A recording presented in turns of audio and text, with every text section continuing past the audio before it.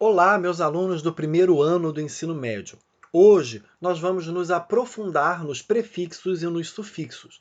Lembrando que na nossa última aula nós estudamos a morfologia, ou seja, nós estudamos os elementos que formam as palavras, os morfemas. E agora eu vou aprofundar com vocês os prefixos e os sufixos. Lembrando, já antes de nós começarmos a aula, que é importante vocês pesquisarem esse tema no livro. E quem não tiver o livro, não tem problema.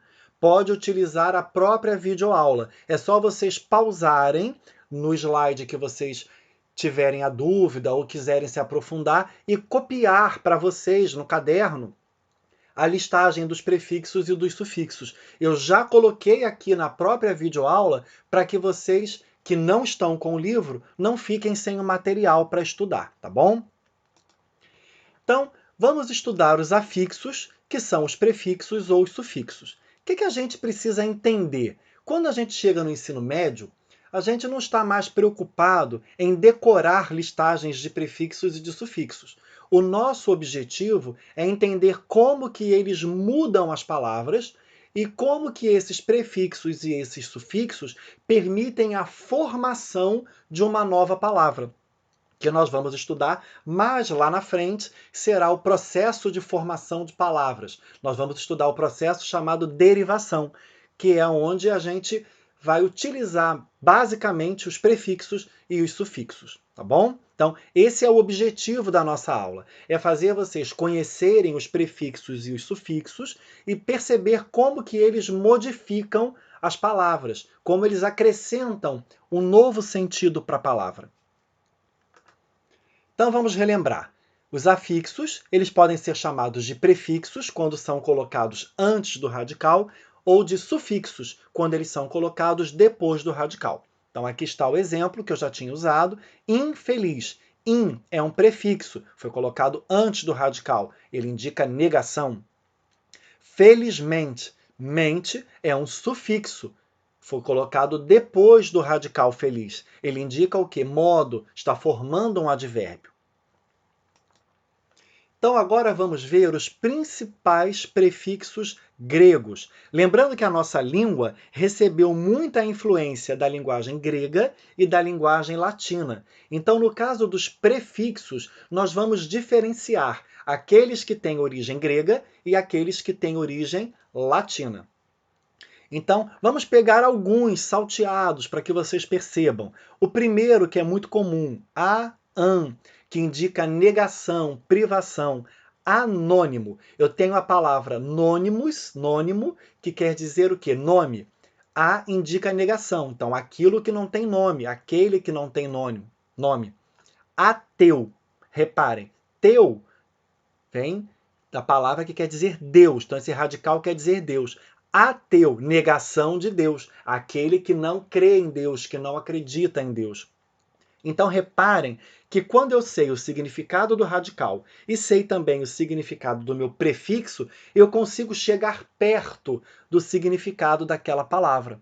Por isso que às vezes os alunos falam assim: os professores de português sabem o significado de todas as palavras, eles são quase um dicionário. Na verdade, é porque como nós trabalhamos muito com radicais, prefixos e também sufixos, nós acabamos memorizando o sentido de alguns desses elementos. E é o que facilita descobrir o significado. Ninguém vai ser obrigado a decorar todos esses prefixos, mas é importante que vocês conheçam, tá bom? Na avaliação, eu vou trabalhar sempre com aqueles mais comuns, os mais usuais, aqueles que eu destaquei na videoaula. Olha a dica que eu estou dando. Observem esse daqui, olha, ante, que indica oposição, antagonista. Olha aqui, né? Quem é o antagonista? É aquele que se opõe ao personagem principal. Antissocial é aquela conduta que não está de acordo com o comportamento social esperado. Então, reparem como indica oposição. Vamos pegar esse outro aqui que eu gosto muito, olha, o pro, que indica anterioridade, né? Aquilo que vem antes. Prólogo é aquilo que está pensado antes, aquilo que está dito antes. Prognóstico, gnose, conhecimento. pro, aquilo que vem antes. Então, é aquilo que vem antes do conhecimento. Ou seja, quando o meu paciente chega e eu vou tratá-lo, eu faço um prognóstico do que é provável que ele tenha. Ou seja, eu estou antecipando um julgamento, eu estou antecipando a provável doença que ele vai ter. E depois, durante o tratamento, eu vou confirmar ou não. Então, é muito comum a gente ouvir assim: o prognóstico da sua doença é que você vai se cuidar ou se tratar por um mês. Mas às vezes, em uma semana a pessoa ficou boa, porque é um prognóstico, é uma coisa que foi feita antes. Prestem atenção no sentido dos prefixos, tá bom? Agora, vamos ver exemplos de prefixos latinos. Vocês vão reparar que a nossa língua tem mais prefixos de origem latina do que de origem grega. Claro, porque a nossa língua veio do latim, que é uma língua de origem latina. Ou seja, então nós aproveitamos muito mais os prefixos latinos. Então observem aqui, olha, eu gosto desse aqui, além, que indica para o outro lado, além mar, aquilo que passou do mar. Reparem esse daqui, olha, circum, que indica ao redor de. Circunnavegação foi o quê? A navegação ao redor do mundo, que circulou o mundo. Então, é muito importante a gente perceber o sentido dos prefixos. Reparem esse aqui, olha, co-com, que indica companhia, cooperar. Eu gosto também do exemplo coordenação, que eu sempre digo, quem é a coordenação? É aquela que ordena junto com a direção. Então ela ordena ao lado, em companhia da direção. Reparem como o prefixo co, ele nos dá já a dica do sentido daquela palavra. Vamos ver mais prefixos latinos. Eu gosto de chamar a atenção para esse aqui, olha, extra, que indica fora de. O que significa esse extra? Fora de, extraordinário. É aquilo que sai fora da ordem. Então, uma publicação de um jornal extraordinária saiu fora da ordem. A ordem é publicar aquele jornal toda manhã. Mas aconteceu um fato tão importante que esse jornal teve que fazer uma publicação extraordinária, fora do horário, fora da ordem. Olha como é interessante a gente saber o significado do prefixo, tá? Olha esse aqui que é muito comum, pré, que indica anterioridade. Prefácio, aquilo que está antes da face. Ou seja, eu tenho um livro, antes de eu começar efetivamente o livro, eu tenho um autor falando sobre o escritor ou sobre aquele livro, dando um resumo. Aquilo é o prefácio. Olha aqui a palavra preconceito. Reparem que é um conceito antecipado, aquilo que veio antes. Ok? Mais uma listagenzinha de prefixos latinos. Como eu falei, a nossa língua, né, teve origem no latim, então nós temos muitos prefixos das línguas latinas. Repare aqui, ó, o semi, que indica metade, semivogal, uma vogal pela metade, uma quase vogal. Ele estava seminu, ou seja, ele estava apenas com a genitália coberta. Então observem como que, sabendo o meu prefixo, o sentido do prefixo, eu mais ou menos já mato o significado da minha palavra. Observem aqui, olha, ultra, além do limite, excesso, ultramarino, né, ultrapassou o mar, foi para além do mar. Ultrapassar, a própria palavra já diz passar além, passar para um outro lado, para o outro limite, passar, como por exemplo, a água ultrapassou a caixa d'água, ou seja, atingiu o excesso, ela chegou ao limite, passou do limite. Ok? Agora vamos ver os sufixos. No caso dos sufixos, é comum que a gente não separe qual o sufixo latino, qual o sufixo grego. E vamos lembrar também que vocês não têm que decorar todos esses sufixos. É importante que vocês percebam como eles modificam as palavras. E eu estou chamando a atenção para alguns. E isso já fica como uma dica para o que pode ser cobrado na avaliação, tá bom? Então observem aqui os sufixos que formam substantivo.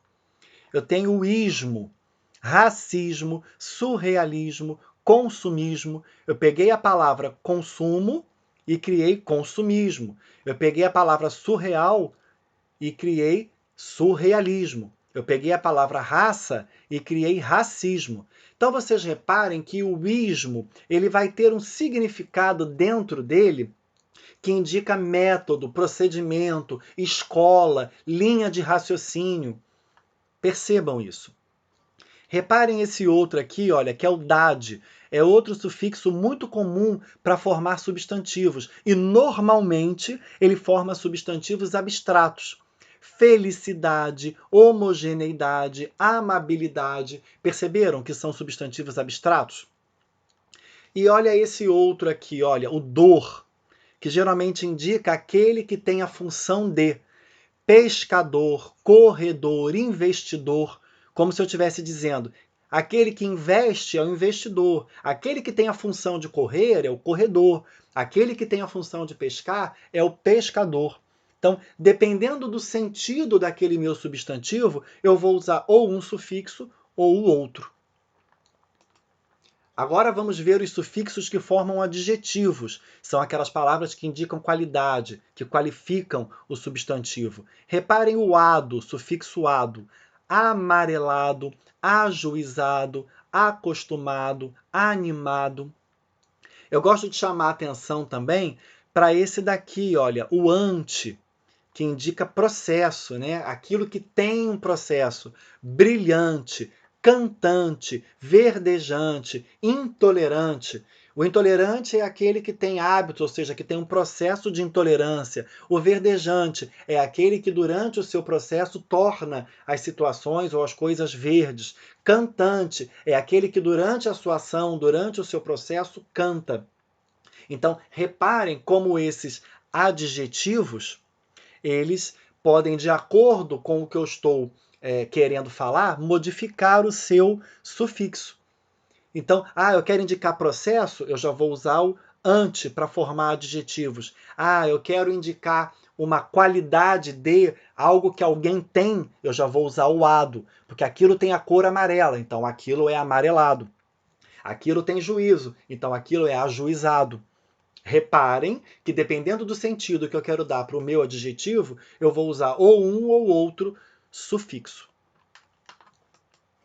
Agora vamos aos sufixos que formam aumentativos. Reparem o mais comum aqui, ó, ão e ona, né? Garotão, papelão, paredão. Olha o ona. Mulherona, mocetona, que é uma moça muito grande. Florona, mais na linguagem popular, né? Reparem esse daqui também, olha, orra, cabeçorra, manzorra, que é uma mão grande. Então, observem que tanto nos sufixos que indicam aumentativo, como nos que indicam diminutivo, que são os próximos que nós vamos ver, existem, além do sentido de aumentar o grau, existe um outro sentido. Existe também os sentidos sociais, que, por exemplo, podem indicar não só a palavra que está aumentando, como pode indicar, por exemplo, depreciação. Vamos ver esse exemplo lá no caso dos sufixos que formam diminutivos. Eu tenho, por exemplo, casinha, lisinho, lapisinho. São sufixos que estão, o in, o inha, sufixos que estão indicando que aquele ser, aquele objeto, ele é pequeno. Agora, vamos ver um exemplo quando, além de indicar que ele é pequeno, está dizendo que não tem valor, que é desqualificado. É o caso do sufixo eco, eca. Repara, livreco, jornaleco, soneca. Não é apenas o sentido de ser pequeno, é também o sentido social. Livreco é um livro que não presta, não é um livro pequeno. Jornaleco é um jornal ruim, um jornal que não presta, que não deve ser considerado. Soneca é um sono pequeno, é um sono que não dá para você relaxar, não é um sono qualificado. Então, repararam como esses diminutivos, além de indicar o tamanho, eles também estão indicando uma questão social, uma valoração social. Nós vamos estudar isso de forma mais aprofundada quando estudarmos os processos de formação de palavras, que serão aulas mais lá para frente, tá bom? Agora vamos ver os sufixos que formam advérbios e os que formam verbos. Então, os sufixos que formam advérbios, basicamente um só. mente. Infelizmente, velozmente, levemente, docemente. A criança percebe isso com muita facilidade. Ela já sabe que tem mente é advérbio. A criança costuma até decorar isso e nas avaliações a gente observa isso. Como vocês não são crianças, vocês já estão entendendo que aqui o sufixo mente está indicando modo em muitos casos. Em alguns poucos não será indicado modo, tá bom? E já em exemplos de sufixos verbais, reparem, eu tenho o ar, tenho o isar e tenho o ear. Também tenho o ecer. Se vocês observarem, quando eu quero formar um novo verbo na língua, normalmente esse verbo vai ser de primeira conjugação. Ele vai ter a vogal temática A. Por isso que nos sufixos verbais eu tenho 3 com vogal temática A. Então observem, analisar, ingressar, caprichar, ridicularizar, memorizar, tranquilizar. E aqui embaixo, folhear, cabecear, casear. E poucos são aqueles verbos que serão formados com ecer. Anoitecer, espairecer, amolecer, enlouquecer. Eu já vou dar uma dica, mas nós vamos voltar com esse conteúdo lá nos processos de formação de palavras. Os verbos que são formados com ecer, normalmente eles vêm de derivação parasintética. O que é a derivação parasintética? É aquela derivação em que eu coloco um prefixo e um sufixo, mas eu não posso tirar nenhum nem outro. Os dois têm que estar em todo momento na palavra. Mas nós vamos ver isso mais lá na frente, tá bom? Numa próxima aula. Então, meus queridos, eu espero que vocês tenham entendido, né, um pouco dessa noção que eu quis passar para vocês e peço apenas que vocês façam os exercícios que serão postados lá no aplicativo Tule e que qualquer dúvida mandem pelo e-mail. Não deixem de tirar dúvida, porque num primeiro momento parece que a matéria é muito fácil. É fácil, mas a quantidade de conteúdo é um pouquinho grande. A parte de morfologia, ainda que seja uma revisão, ela é grande. Por isso que eu dediquei 2 aulas para dar todo o conteúdo. Então, não deixem de tirar dúvidas, tá bom? Foi estudar por um outro material, foi ver uma outra videoaula de um outro professor, viu alguma coisa que não está entendendo, pode perguntar, só mandar pelo e-mail, tá bom? Bons estudos a todos, lembrando, lavem bem as mãos, fiquem em casa, tá bom? Boa semana!